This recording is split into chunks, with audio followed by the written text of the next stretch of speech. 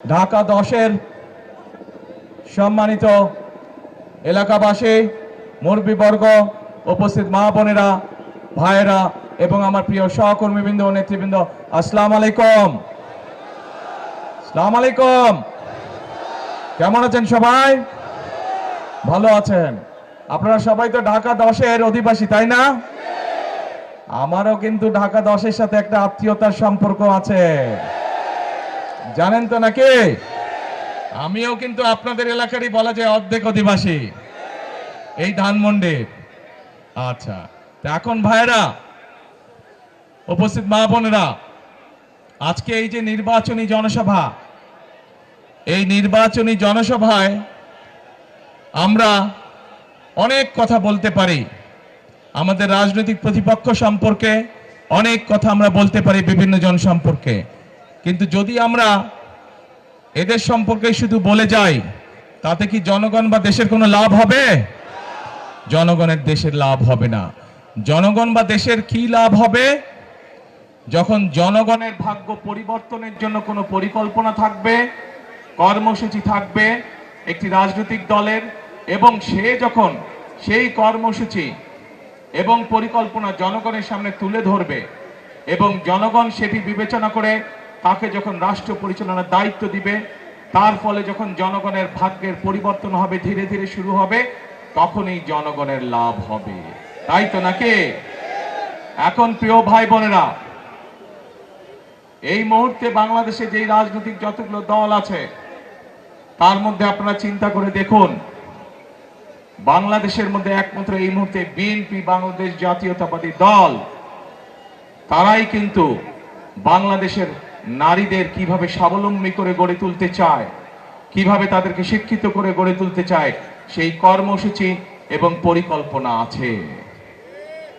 এই মুহূর্তে বাংলাদেশে যতগুলো রাজনৈতিক দল আছে, তার মধ্যে বিএনপি একমাত্র রাজনৈতিক দল যাদের পরিকল্পনা আছে এই দেশের তরুণদেরকে, এই দেশের যুবকদেরকে, যারা বিশেষ করে বেকার আছে বা কর্মসংস্থানের অভাব আছে, তাদেরকে কিভাবে প্রশিক্ষণের মাধ্যমে দক্ষ মানুষে পরিণত করে তাদেরকে কর্মসংস্থানের ব্যবস্থা করে দিতে পারবে। প্রিয় ভাই বোনেরা, বাংলাদেশ একটি কৃষি প্রধান দেশ। আমাদের কোটি কোটি মানুষ কৃষি পেশার সাথে জড়িত, নারী পুরুষ সবাই। এখানেও আপনারা যারা আজকে উপস্থিত আছেন, আপনাদের অনেকের পরিবার পরিজন, আত্মীয় স্বজন গ্রামে বসবাস করে এবং তাদের মধ্যে অনেকেই কৃষি কাজের সাথে জড়িত, তাই নয় কি? আপনারা হয়তো প্রত্যক্ষ নালে পরোক্ষ অনেকভাবে অনেকের জায়গা জমি আছে, আপনারা পরোক্ষভাবে হলেও কৃষি কাজের সাথে জড়িত। প্রিয় ভাই বোনেরা, আমরা সিদ্ধান্ত গ্রহণ করেছি এই মুহূর্তে বিএনপির একমাত্র পরিকল্পনা আছে কিভাবে কৃষকদেরকে কৃষি কার্ড দেওয়ার মাধ্যমে কৃষকদের পাশে দাঁড়াবে। ঠিক যেভাবে আমরা বাংলাদেশের সকল মায়েদের বা গৃহিণীদের পাশে ফ্যামিলি কার্ড নিয়ে দাঁড়াবো, ফ্যামিলি কার্ডের মাধ্যমে যেভাবে আমরা প্রান্তিক খেটে খাওয়া যে মারা আছেন, গৃহিণীরা আছেন, তাদেরকে আমরা সারা বাংলাদেশ গ্রাম শহর সব জায়গায় তাদেরকে যেভাবে আমরা স্বাবলম্বী করে গড়ে তুলতে চাই, ঠিক একইভাবে কৃষক ভাইদেরকে কৃষি কার্ড দেওয়ার মাধ্যমে, তাদেরকে সহযোগিতা করার মাধ্যমে আমরা তাদেরকেও স্বাবলম্বী করে গড়ে তুলতে চাই।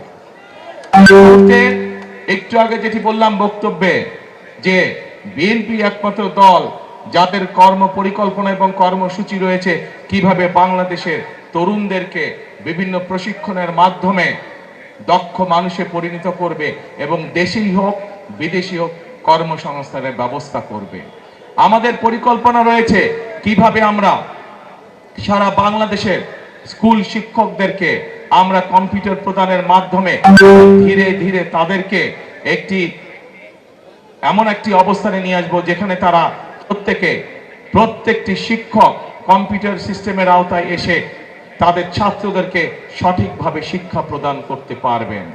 প্রিয় ভাই বোনেরা, বিএনপি একমাত্র দল যারা পরিকল্পনা গ্রহণ করেছে বাংলাদেশে, সেটি শহরেই হোক গ্রামেই হোক, প্রান্তিক মানুষ যারা আছেন, খেটে খাওয়া মানুষ যারা আছেন, তাদের কাছে কিভাবে প্রান্তিক চিকিৎসা সেবা পৌঁছে দেওয়া যায় স্বাস্থ্যকর্মী নিয়োগ করার মাধ্যমে। আমরা পরিকল্পনা গ্রহণ করেছি 1 লক্ষ স্বাস্থ্যকর্মী নিয়োগ করব আমরা সারা বাংলাদেশে, যাদের মধ্যে শহরে গ্রামে সকল জায়গায় মানুষকে তারা চিকিৎসা সেবা পৌঁছে দিবে। এর মাধ্যমে 1 লক্ষ মানুষের যেরকম কর্মসংস্থান হবে, ঠিক একইভাবে এরা মানুষের দোরগোড়ায় স্বাস্থ্য সেবাও পৌঁছে দিবে। প্রিয় ভাই বোনেরা, বিএনপির পরিকল্পনা আছে এই দেশের ধর্মীয় ব্যক্তিত্ব যারা, বিভিন্ন মসজিদ মাদ্রাসার ইমাম খতিব মুয়াজ্জিম সাহেব যারা, বিভিন্ন ধর্মীয় গুরু যারা আছেন, তারা মানবেতর জীবনযাপন করেন অধিকাংশ মানুষ, এবং এই মানুষগুলোর ব্যাপারেও আমরা চিন্তা ভাবনা করেছি যে তাদেরকে আমরা সরকারের পক্ষ থেকে একটি সম্মানের ব্যবস্থা করব, যাতে করে তারা একটি সম্মানজনক জীবনযাপন করতে পারে। এখন প্রিয় ভাই বোনেরা, এই হচ্ছে সংক্ষেপে বিএনপির পরিকল্পনা, বিএনপি কিভাবে করতে চায়। আমাদের বহু 1.5 কোটির মতন প্রবাসী আছেন, বাংলাদেশি মানুষ যারা বিদেশে কাজ করছেন, কষ্ট করে বৈদেশিক মুদ্রা এই দেশের মানুষের জন্য পাঠাচ্ছেন। এই প্রবাসীদের জন্য আমরা সিদ্ধান্ত গ্রহণ করেছি তাদের যাতে সমস্যা হয়রানি কম হয় এয়ারপোর্টে আসলে পরে, এবং যখন তারা কাজ শেষ করে দেশে ফিরে আসবেন সেই সময় যাতে তারা একটি নিরাপদ জীবনে থাকতে পারেন, সেই জন্য তাদেরকে আমরা প্রবাসী কার্ড দেবার সিদ্ধান্ত গ্রহণ করেছি। প্রিয় ভাই বোনেরা, এইগুলো হচ্ছে বিএনপির পরিকল্পনা। এরকম আরো পরিকল্পনা আমাদের রয়েছে। এই পরিকল্পনাগুলোর মূল লক্ষ্য এবং উদ্দেশ্য হচ্ছে এই দেশের মানুষের ভাগ্যের পরিবর্তন করা, এই দেশের ভাগ্যের পরিবর্তন করা।